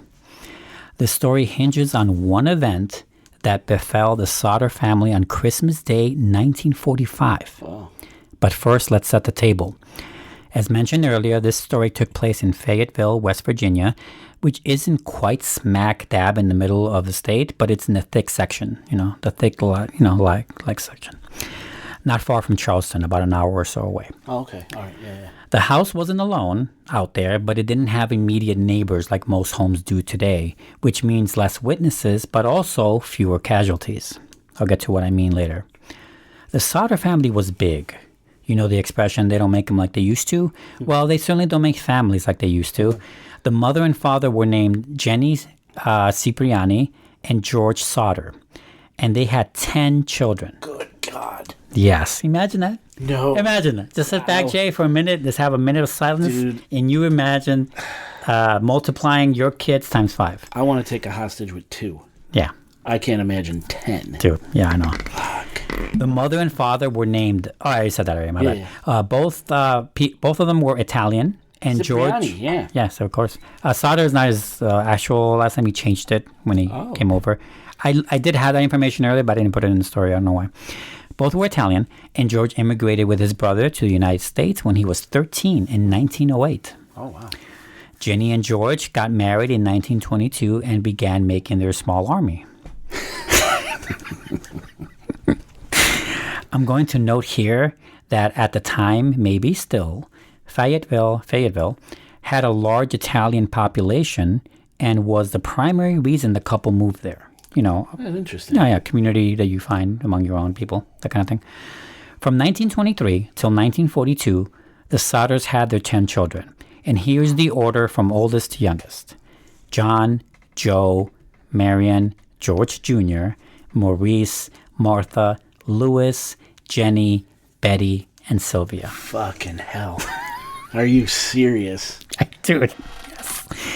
At the time of the tragic event, the oldest, John, was 23, and the youngest, Sylvia, was 3. At the time of the incident. That's a generation difference, man. Yes. 20 years. Totally. Now, I'm talking about the children because the mystery involves them. Yeah. At the time of the incident, Joe wasn't at home and had gone to serve in the military a few years earlier. Oh. World War II ended just a few months prior to this tragedy, by the way. It ended in September, right? On there. And this is Christmas Day, we're talking, 1945. So yeah, he was off to war. Anyway, the event came in the form of a house fire. A fire that consumed the entire home. Here's the rough timeline of what occurred on the evening of the 24th of December into the earliest hours of the 25th, Christmas Day. Marion came home, the oldest daughter. Marion came home and from working at a local store and brought a few toys for her younger siblings. At around 10:30 p.m., Jenny, the mother, took her youngest, Sylvia, upstairs with her to bed. By this time, George Sr. and his 2 older boys, John and George Jr., had gone to bed already, tired from work. I'll interject here to say that the Sodders didn't quite have a farm, but they tended to a little bit of livestock and the acres surrounding the house. Just before heading off to bed, Jenny reminded 2 of her other boys, Maurice and Louis, to tend to the cows and chickens before they went to sleep. The younger children were allowed to stay up past their bedtime with their new toys, Maurice, Louis, Martha, Betty, and Jenny, before heading up to the attic where they usually slept. Marion fell asleep on the couch, presumably while watching over her siblings earlier. Okay. Quote, about midnight, a phone call forced Jenny awake. When she answered, a woman asked for an unknown name. Jenny would later recall that the woman had a weird laugh, and others were also laughing and clinking their glasses in the background. Jenny told the woman that she had the wrong number and didn't think much about it. At the time, the house was all quiet. Marion was asleep on the couch, and Jenny noticed that the doors were unlocked and the curtains were still open. Typically, the children take care to secure the house before they turn in for bed, but for some reason, not on this night. Jenny locked up and closed the shades, assuming that the rest of the children had gone to sleep in the attic. She then retreated to bed. About half hour passed. Jenny woke when, as she later described, something hit the roof like a rubber ball. It rolled and hit the ground with a thump. However, she didn't pay much attention to it and went back to sleep. Another half hour passes, and this time she awoke to the smell of smoke. George, Jenny, which is the baby, Marion, John, and George Jr. got out. Unfortunately, the staircase to the attic had begun to fill up with fire.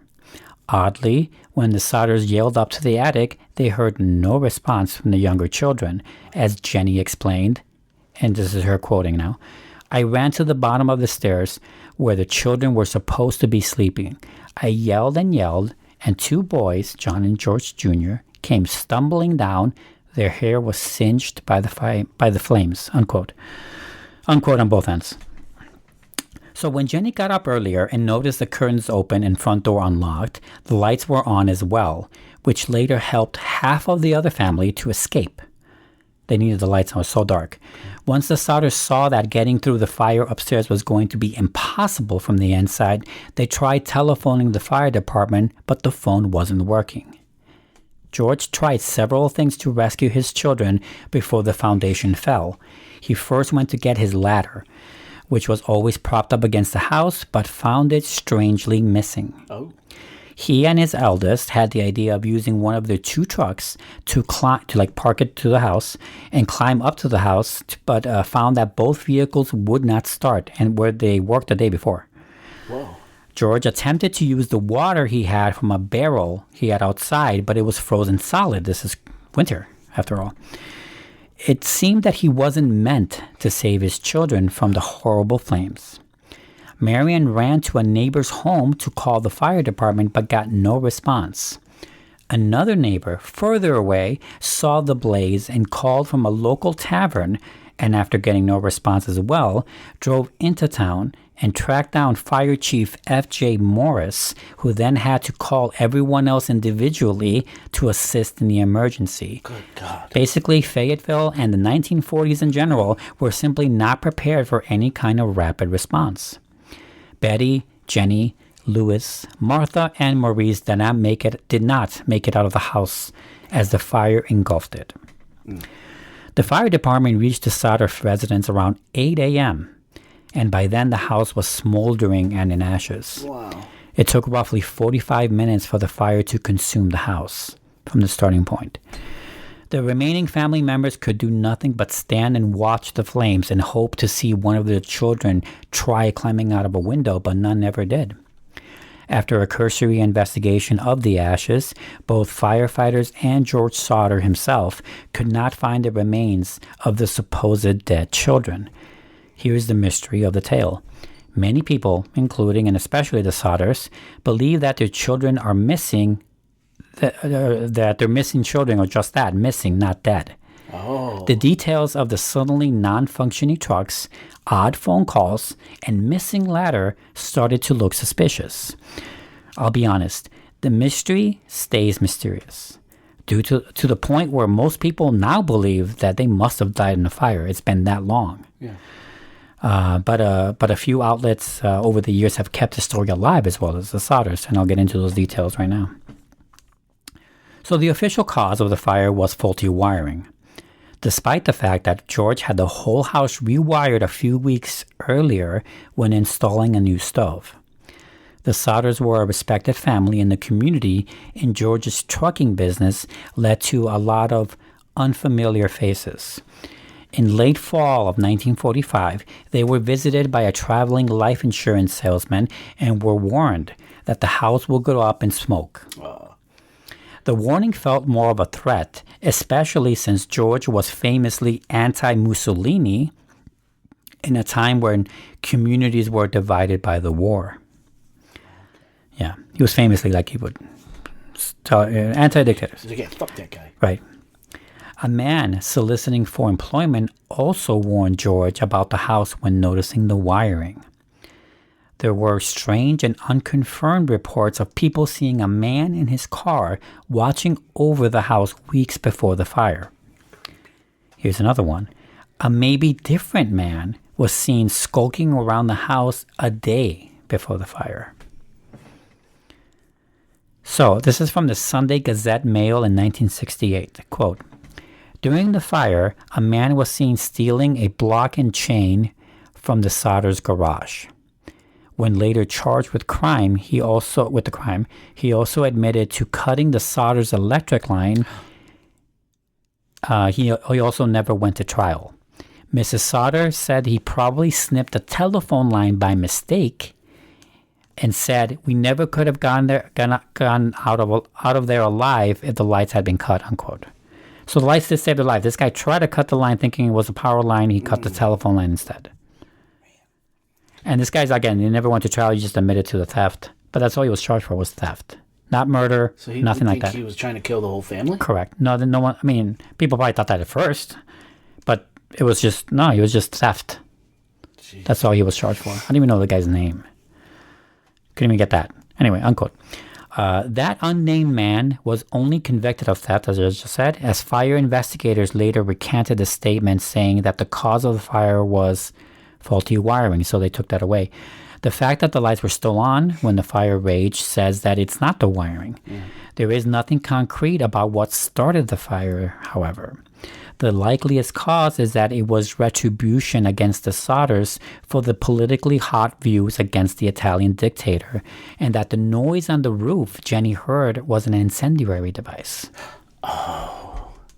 But no way to prove that. Like a firebomb. Like a napalm bomb. Mm-hmm. Yeah. Yeah. Long tough. And the house, I didn't mention this in the story, but the house was made basically entirely out of wood. Timber box. 90% out of wood. Yeah. But no bodies. Right. So the Sodders were grief-stricken, but continued their search for the missing children. Jenny and George were convinced wholeheartedly that their children were still alive. A few months before the incident, a fire consumed the home and the 7 people living in it, like a different family. Their bones were discovered no problem. See? Yeah, that's... Yeah. So, quote, Jenny couldn't understand how 5 children could perish in a fire and leave no bones, no flesh, nothing. She conducted a private experiment burning animal bones, chicken bones, beef joints, pork chop bones to see if the fire consumed them. Each time she was left with a heap of charred bones. She knew that remains of various household appliances had been found in the burnt-out basement, still identifiable. An employee at a crematorium informed her that bones remain after bodies are burned for 2 hours at 2,000 degrees. The family's house was reportedly destroyed in just 45 minutes, unquote. So yeah. This and other reasons kept the family going, kept the hopes up. Witness reporting came in waves over the years. One woman reported seeing the children in her diner the morning after in Charleston, which is about an hour away. A week later, the police received this statement from a Charleston hotel patron. The children were accompanied by 2 women and 2 men, all of Italian extraction. I do not remember the exact date. However, the entire party did register at the hotel and stayed in a large room with several beds. They registered about midnight. I tried to talk to the children in a friendly manner, but the men appeared hostile and refused to allow me to talk to these children. One of the men looked at me in a hostile manner. He turned around and began talking rapidly in Italian. Immediately, the whole party stopped talking to me. I sensed that I was being frozen out, and so I said nothing more. They left early in the next morning. That was her statement. Yeah. That billboard I mentioned at the top of the story kept the tragedy alive for decades and led to much false hope. A conversation overheard in a Texan bar, a possible relative in Florida, a convent in St. Louis, and others. In 1968, the Sodders received a photo postmarked from Kentucky of a man that looked remarkably like Lewis, who was 9 years old when he disappeared. Sending a private investigator yielded no result whatsoever. The investigator didn't even come back. Which probably says something nefarious. I could keep detailing thread after thread of leads, but the ends will remain untied. The Sodders vowed to continue the search until their deaths, which they did. George died in 1969 and Jenny in 1989. And in 1989 was the year that the billboard was finally taken down. Wow, so it went all the way up to late 90s. 89. Well, yes, and Sylvia, who turned out to be the last remaining, the youngest, became the last remaining Sodder family member. Yeah, she stayed around that area too, in that house, I think. Is she still around or no? She did a memorial, and she did a memorial thing, something memorialized. I didn't write down, just remembering it. She did a memorial in 2010 or something. Oh, wow. Yeah, something like that in her 70s. Wow. About her missing siblings and stuff like that. But like, that was it. Italians could hold a grudge.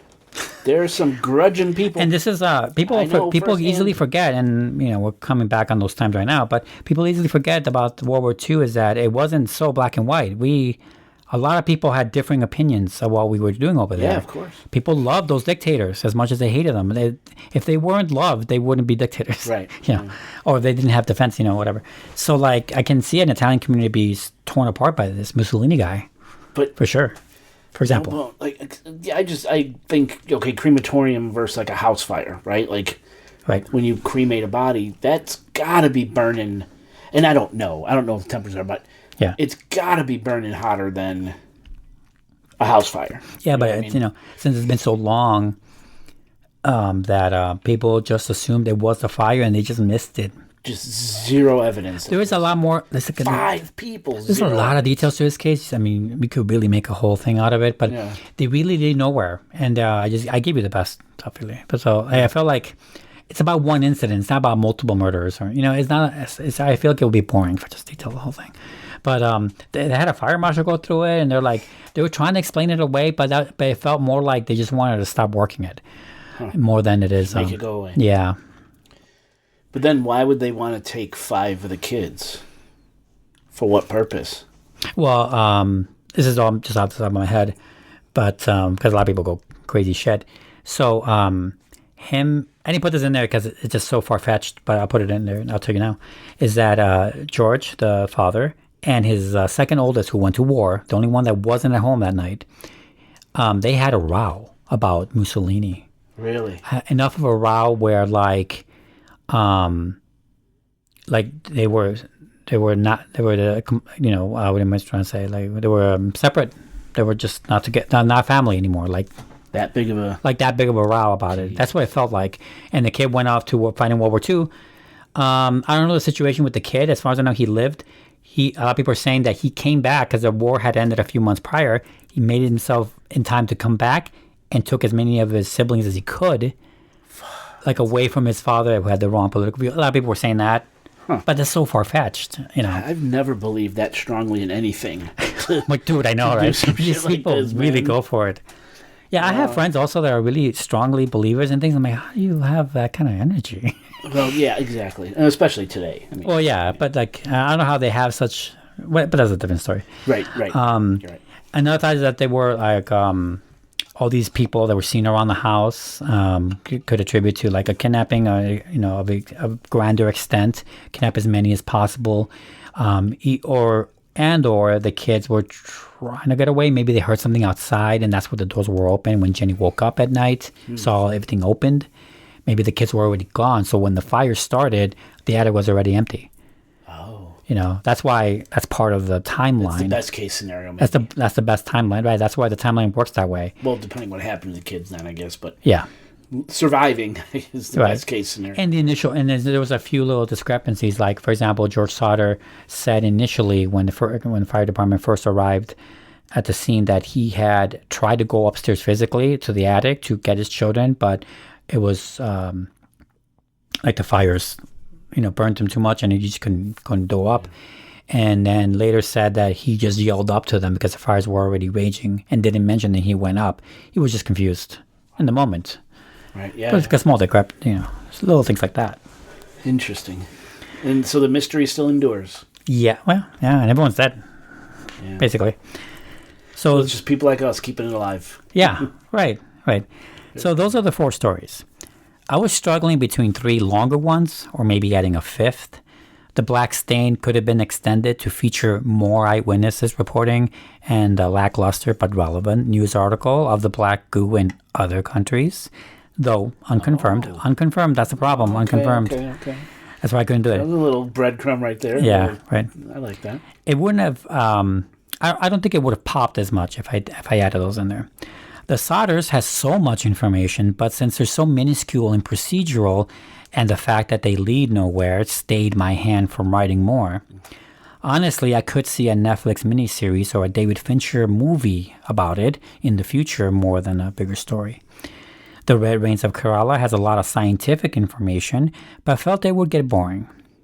And The Wedge of Ayod, it barely has anything at all, really.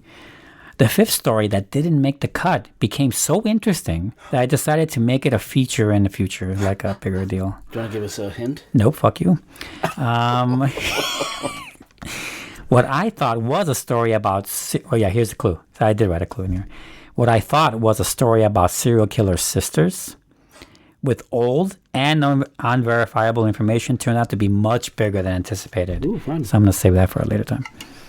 Serial killing sisters. I like it. Very good. I like the, I kind of dig the short story format. Right? I kind of like that. I feel you can just cut to it faster, cut to the main things faster without feeling like the need to explain too much.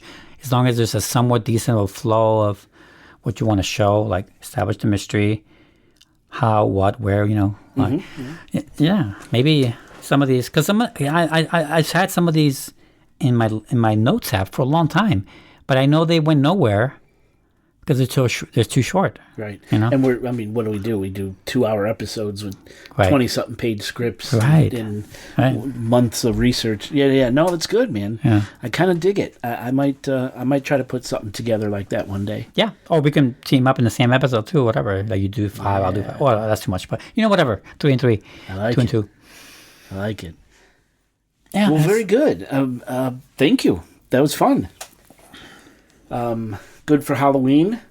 I forgot to mention, maybe I'll talk about this in November, but myself, my wife, and our cousins, Corlando and Banquiqui, Jenny and Corey, we're going to a lecture in October, a serial killer lecture by Dr. Scott Bonn.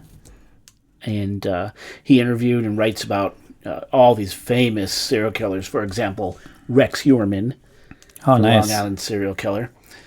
So I should have some good notes from that lecture, and maybe I'll talk about that in the November's episode. Please. So that's I want to really know fun more about that. for October. Yeah, excited about that. So I don't know. Should we jump on our broomsticks and fly on out of here? Yes, let's do that. Happy Halloween, listeners.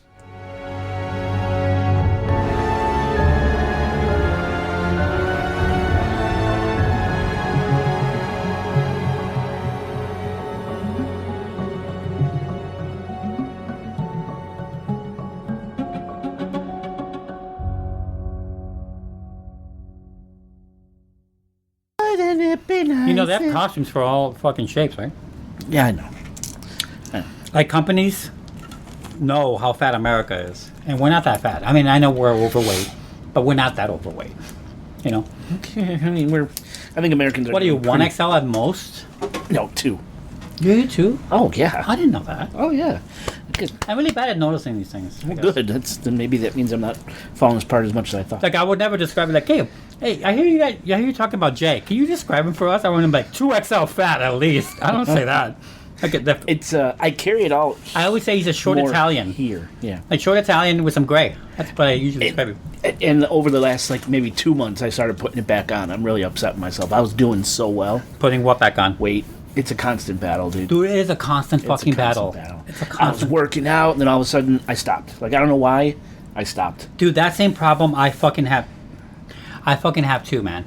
Like I try to get in a rhythm. I just start getting into the rhythm. I don't know for what reason my body decides to forget I know what working out is. And like, oh, it's been 3 days. Like, why did I skip 3 days? I don't know why. I know. I'm the same way. Dude, it's some sort of self-defense thing that makes me want to be lazy. It's so dumb. Humans are dumb. We're dumb. Yeah.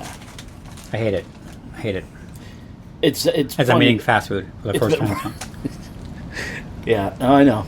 And don't worry, if we finish early, I'll probably go get Taco Bell and watch TV before I fall asleep. Right. So, And then get You a Charlie would horse. think- you would think the body would want to naturally be healthy.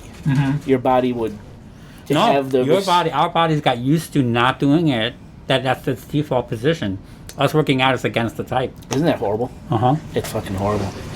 I know, I got to get back into it, especially now because I already have a travel on the books. I have to be in Cleveland middle of the month. I leave on Katie's birthday, which I feel horrible, so it's more closer to the end of the month. But, like, I'm worried, like, nothing's going to fit. I have to go get new clothes, and I was just doing so well. All my clothes fit. Now, a lot of my clothes don't fit again. It's this constant fucking back and forth, man. Yeah. I think Talia's leaving. I think she's going by her friend. What's his name? Her. It is a her, Oscar. Ashley, Oscar Joe, Jamie. Her name is Josie. You were close. Josie. Those are also androgynous names. Yes, they could be a boy or a girl. I like Josie. We like Josie. She's cool. No, I was trying to scare you. You failed. Failed They felt like being miserably. scared. Don't worry. Life of Chuck. Did we talk about it? Phenomenal. I like. Yeah, What a movie. Yeah, I know. I What really a liked movie. it. I really liked it. One of the best dance scenes I think I've ever seen. Yes, I would say that my biggest gripe, a couple gripes, but one of them is that not enough of Chuck and that age. Like, we get so little of him. As a child? No, as an adult. Oh. Yeah, well, I mean... We really just got the dance sequence and just a few flashes of him being You're right, terminal. And that's really it.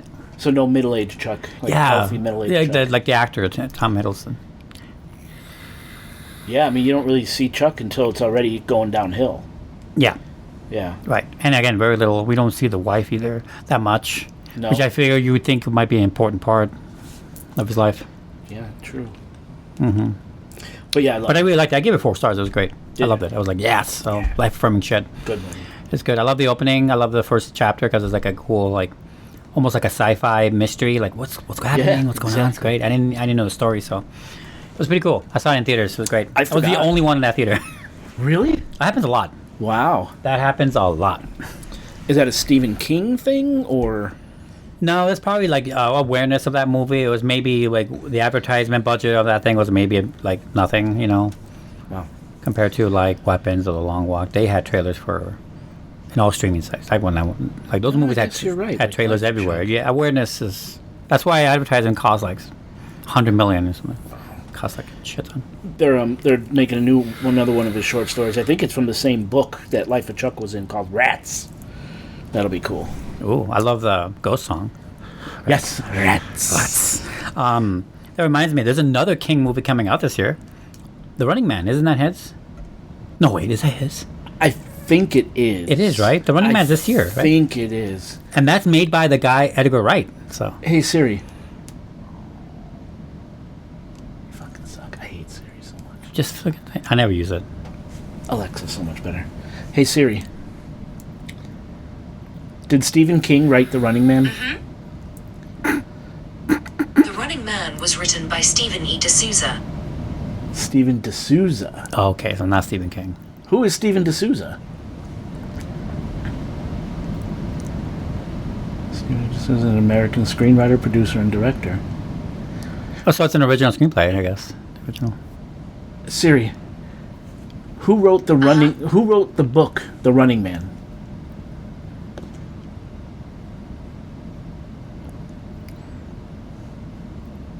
Hello? I could have found this out by now. I know, right? I thought, I for a moment, I thought Stephen King was involved. Yeah, by American writer Stephen King. Yeah, okay. Under Richard Bachman. In 1982. Yeah, I'm not saying Stephen King wrote the original screenplay, but he wrote the story book, that it's yeah, based the on. story. Right, okay, yeah. Yeah. And that's coming out Oh, this you're year right. as well, and that's also another big temple blockbuster hit, or release. No shit. So you're going to watch that in theaters? I don't know. I never read the book. So? Have Have you seen the Arnold movie? No, I didn't. Really? Yeah, I thought you would have. I don't think I did. I don't think I ever seen it. In Anyone. Superman. You're right. Yeah, that's You saw out. that? No, It's good. is it? It's really good. All right. I'm kind of over the whole superhero thing. No, I get it. Like even the Fantastic Four. Like In that case, don't watch it. Don't even worry about it. But it is like my favorite Superman. And see, that's what a lot of people are saying. It's a good movie. It's just my favorite Superman. Yeah, it is. And It's I've really heard good. Fantastic Four is actually really good. My favorite. Well, it's my favorite. I mean, the bar is lower because all Fantastic Four movies suck. Unlike Superman, Superman has good movies. So yes, it is the best Fantastic Four, but the floor is really low. So it was easy to beat the right. I mean, something. But it's really good though. It is really I good. didn't see Pedro Pascal. But if it was one or the other, I would recommend Superman. Superman over that Yes, one? yes. Okay. I heard the end credit scene is a big doozy and And Fantastic? fantastic. Not really. No? No. Okay. Not that I remember. No, I haven't seen anything. I don't know what it's Silver Surfer. Maybe I just forgot. Maybe it is better than I think it was. Is this the one that Silver Surfer's in, right? Yes. That I forgot her name, but Yeah, that girl from Ozark. yeah, and from Weapons. And from Weapons, that's right. Was she a good Silver Surfer? Well, I'm sure she didn't talk, right? No, she does. She does Oh, talk. Silver Surfer does talk. Yeah, she you're does. Right, you're She right. talks. Yeah. Was it cool? It's Could you cool. tell It is cool. I mean, yeah, it's cool. I mean, you still have to. It's an alien in silver with a surfer, with a surfboard. I mean, Yeah. So that's ridiculous already. But like, yes, it's great. It's cool. How was I mean, she Galactus? surfs lava at some point. It's kind of fun. Oh wow. Yeah, it's pretty cool. How was Galactus? Awesome. I really dug Galactus. Some people had like weird problems with him. I'm like, dude, he was badass and gigantic and scary and kind of The like. way he's a He's a planet giant. eater. He's a supposed to be. giant planet eater, and you actually see him eat a planet, which I'd never seen really before. Oh, cool. Not like from start to finish. It's not like he's preparing a meal, but like you see how he destroys planets. It's kind of cool. I figured like, yeah, I got my, and you know. Okay. And isn't somewhere in like DC history the Silver Surfer was female at one point, Well, it's his. or it takes on different forms? Well, I think they casted it a female for this story for the emotional plot thread involving Invisible Woman in the movie because she's pregnant in the movie. So there's like I won't spoil it just because of that. Yeah, okay. I think that's Yeah, why yeah. they made her a woman, but also they could they can gender bend anything because it's a different universe. It doesn't matter. I see. You know, or they never even thought about it because who cares, right? It's like making that character from Thor black when he's supposed to be white. Like, who cares, right? I don't even know which one. Yeah, Idris Elba played a character, Oh, played the the guard. The Tesseract guard. Yeah, that guy. And back then, in 2010, 11, whatever, people got up in arms about that because he's like, you're supposed to be white. And I'm like, who gives a shit?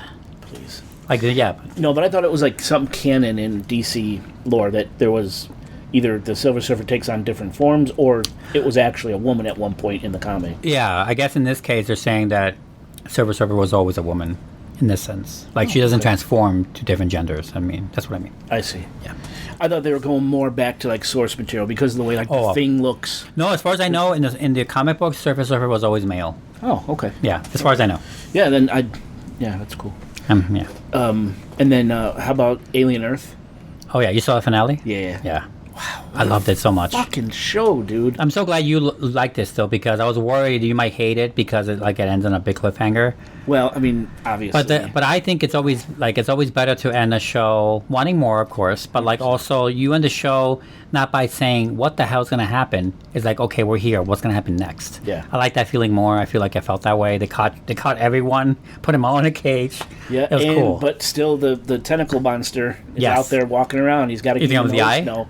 Yeah, And the other one too. The one that Venus flytrap that killed that one girl, just ate her up whole. Oh, the Venus fly. So that thing is still out there. That's two of them out. Yeah. Oh. Out. Yeah, because they contain the flies. But we know that the Wendy and her gang are safe from most of the creatures. Only the flies. Yeah. Right. Only the flies for sure eat metal and. Non-organic. I don't know how they survive, but Yeah. But only they are a danger to them so far. We don't know what the eye can do yet. Oh. Remember, in the very first episode, it tried to go and kill, like absorb itself into one of the androids. Wait, it did? Yeah, it did to that little girl, the psycho one, the psycho. What was her name? Oh, right. Nibs. Nibs. Isn't it Nibs? Yeah, Nibs. That's right. That's why she got so scarred up, and right. she got PTSD and started going crazy. Yeah. Because the eye went after her when they were first in the ship when they crashed into the city. That's right. So that implies that either the eye doesn't know that it can't assimilate to an android, or it knows it can. And it could tie in. Right. So that's power possibly of- two creatures that can attack androids, but most of them are meat eaters. They would just ignore them. Right now we're watching one called Task with... I've seen Task. I'm caught up. I saw yeah. It's fun, isn't it? It's a fun. Yeah, it's a fun. We're liking it. It's a fun dad show. It's a dad show. Dad show. Yeah, I mean, what's his name? The main guy. It's Ruffalo. Ruffalo. Yeah, Ruffalo's just like From here. the sad dad cop. From down the He's a block. sad dad cop. Said that who was a priest. Who was a priest on top of everything? Doesn't even get more dad than that. No, it does not. You know, that's a really rare combination. You know he's from here, right? Like, Ruffalo's from, like, down the street. Oh, like here in this state. In Kenosha. Oh, okay. He's from Kenosha. I was like, he's not from the here that I know. Yeah, he's from Kenosha. No, I'm saying that my here is Chicago. Oh, right. I don't give a fuck about Kenosha. Fuck your town. Yeah, you still see his family name on buildings and stuff. They have, like, Ruffalo's Pizza and shit like that. That's his family. Did they have that established beforehand? Mm-hmm. Okay. Yeah, before, like, they've been big. Or people are using his name to, like, spout, make Kenosha more important. They've been, like, a staple in the neighborhood for Got it. That's cool. Have you eaten their stuff? Generations. Yeah, good food. Good. Yeah. Okay. And they have, like, a hair studio and... Do they have something called a Ruffalo Buffalo sauce or something? Oh, that would be good. Come on, how do you not? That would be good. I'm gonna market that shit. Or like the Ruffalo Buffalo. You know those Ruffle chips, like Ruffalo Ruffles, like chips or something. Okay. Come on, have you started drinking already, dude? I'm about to. Oh my god. Good times. I also saw Him last night. That football horror movie. Oh, with Marlon Wayans. Yeah. It looks fucking brutal. It's definitely. I mean, it's brutal in a very male heavy like like that. Yeah. But I didn't love it. Really? No, I didn't like it that much. But it's cool stuff though in it. Like there's some cool shit in it. But I feel like the movie should be like either 40 minutes cut or like just about something else entirely. Something cool visuals, man, but like no, the movie. Is there a lesson to be learned? Movie's chaotic. It doesn't even know what it is. Really? Yeah, I didn't. Social commentary. Well, the way I described it to my brother, or no, somebody, it was it's like Black Swan for men. You've seen the movie Black Swan? Interesting. Yeah. Now Black Swan's better, I think, because it does have a point and knows where it's going. But like, imagine Black Swan, but for men, in the sense like all the pressures involved in this very particular kind of sports, which is ballerina and this is football, and like how male dominated it is, how it has all that stuff in it that's kind of fun and interesting. But the movie goes crazy bonkers places in the third act that I'm like, oh, why? Like, why? Why? But maybe you'll love it. I don't know. Be about something else. I can see people loving it. It just wasn't for me. Well, I like Marlon Wayans. No, he's great in it. No, he's good. Yeah. He's a good actor in it, for sure. I'm not going to say... I also saw 1408 for the first time. Oh, wow. Yeah, I hadn't seen that movie before. It's good. I like it. Yeah. I like John Cusack, so... He's a weird actor. He can do anything. Yeah. You know? Where's he started with those rom-coms, and then he'll do Being John Malkovich and be like a weird sleazeball. Oh, right. And then he'll do like... The Raven. He'll play Edgar Allan Poe looking for a serial killer. I'm like, what are you doing, John Cusack? Right. And then he'll be a serial killer in Grosse Pointe. Like, what are you doing? I don't know if I've ever seen Grosse Pointe. Grosse Pointe Blank? Yeah. He's like an assassin, not a serial killer. He's an assassin. Cool. Like a hired headman. What about the one where he was like, wasn't it him who was like 20 different people? Yes, that was Identity. Identity, yeah. I like that. That was good also. That's another horror movie that he was in. 90s Cusack, man. I'm just saying, you take decades of him, he's completely different roles. Completely different. What was the big one? One Crazy Summer from like early 80s? Oh, that one I don't know. You gotta I don't know that one. One Crazy Summer is great. Okay. Cult classic. No, I saw a bunch of the 80s, but not all of them. Wasn't he in never mind. Something Bad Influence? No. Was he? No, that wasn't. Maybe that was James Spader. I was confusing with James Spader in the 80s. He was huge. I wonder how old he is right now. I mean, he's like a little older than you. He's not that. I'd say 60s. Okay. Are you gonna ask Siri again? Hey Siri. How old is John Cusack? 59. Okay, see, not that close. Around your age. So, not close to my age. That's pretty close. So when Siri went, I'm like, like gets annoyed that you're calling her. That was funny. I'm not a fan of her. But.